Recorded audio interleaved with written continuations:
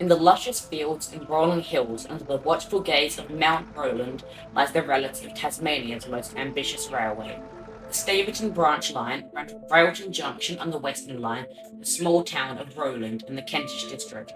Also known as the Sheffield branch of the Kentish Railway, the line was a vital link for farmers and local residents in the area. However, just like so much of Tasmania, time caught up too soon and the railway closed in 1957. Yet this was not the end of the railways in Kentish. Hi, I'm Tasmanian, and this is Secrets of the Sheffield Railways.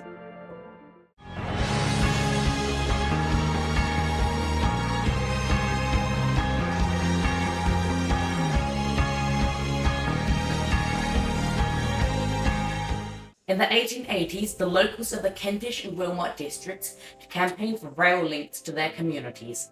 While this was not immediately constructed, in 1882 the Railway Surveys and Estimates for Railways Act set aside £600 to be spent on a survey of a line between Railton and Sheffield.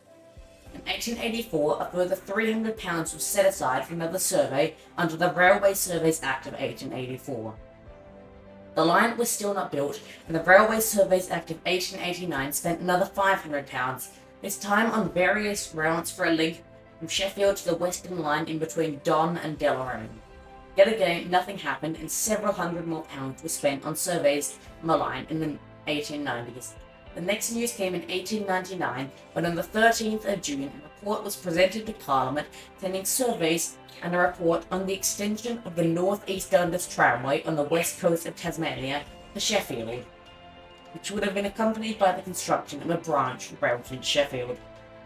This would have left Sheffield and passed southwesterly toward Promised Land for a steep descent and rise back out in Forth Valley, which is now Lake Barrington.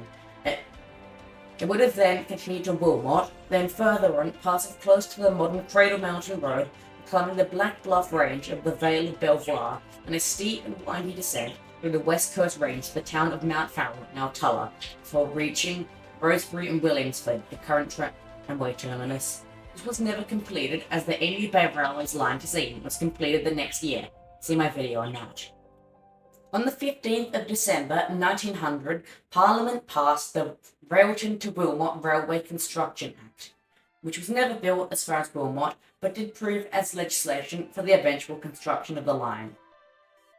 In 1913, after 3 decades of campaigning, the government finally acted.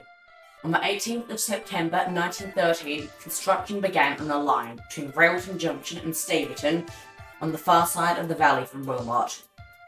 The Public Works Department's engineers Ross Reynolds and Groom Butler oversaw construction. The construction was assisted with 2 former TMLR, now Tasmanian Government Railways, E-Plus class steam locomotives.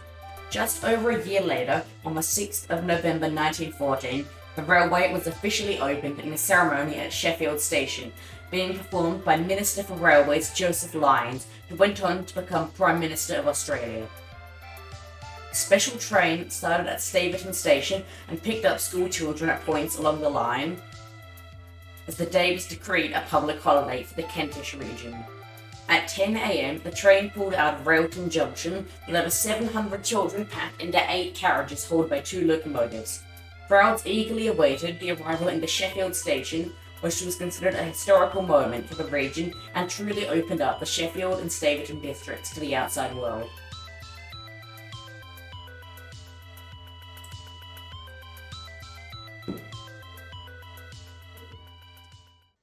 Now follows a description of the route. Starting at the southern end of the old Railton Junction station, a Y junction was located just after the Western Line crossed the main road. Steep grades were found heading southward before the first siding was located at Studley. Continuing on, the line wound through the hills before emerging and running southward over the plains to the town and important station of Sheffield. The station was located to the south of the Kentish Road, next to the Mount Claude Road. These are the modern Main Street and Claude Road. A goods yard, station platform and building, sidings and other amenities were provided. Steady grades were encountered southwards until Kentish Siding. This was where a loop siding and shelter were located. Another similar siding was located at Carriages, before reaching the terminus at Staverton, where a platform, station building, goods shed, railway employee cottages, engine shed, water tank, tank stage, turning Y, and cattle yards were located. Staverton was 14 miles and 6 chains from Railton Junction, with the railway climbing approximately 1,000 feet, 300 metres, meaning an outbound journey was quite an ordeal for firemen working on the steam trains.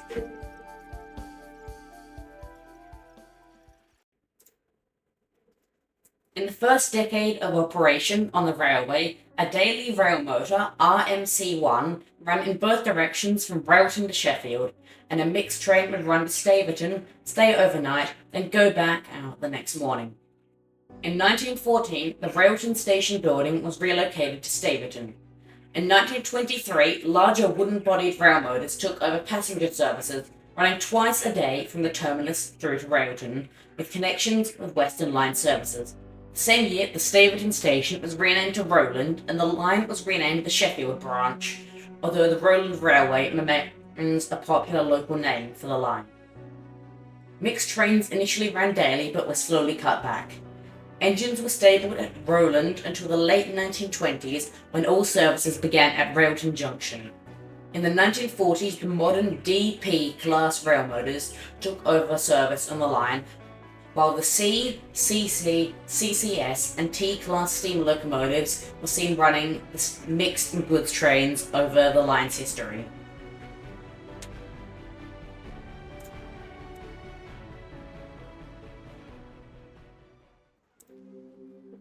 By the 1950s, road transport began making inroads into the freight industry in the area.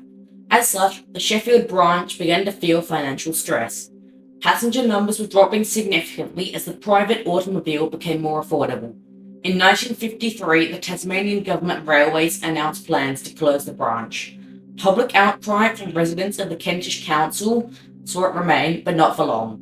On the 7th of September 1957, the last passenger service ran to Roland. The last goods train ran later that year on the 5th of November.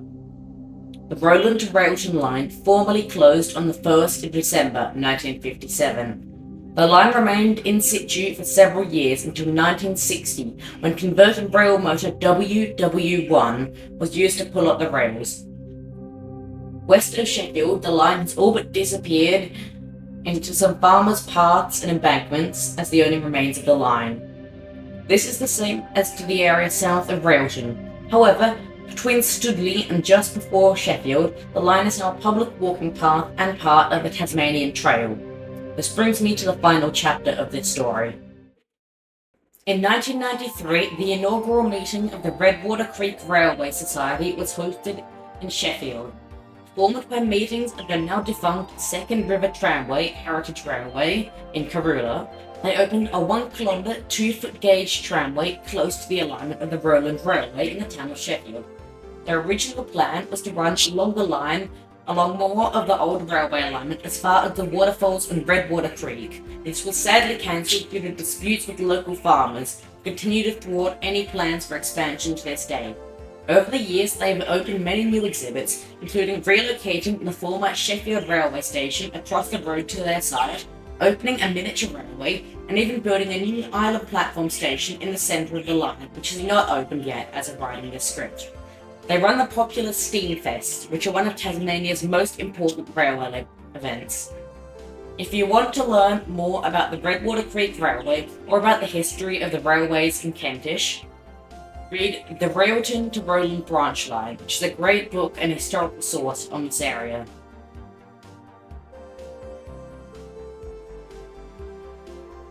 The future of the Sheffield branch seems hopeful. The Redwater Creek Railway is dedicated to extending their line to the former alignment towards Railton, and I doubt the chances of the line ever being extended south towards Roland again, as urban sprawl from Sheffield is beginning to cover the area. This brings me to the end of this video. If you did enjoy this video, consider subscribing, and I'll see you next time on Tasmanian.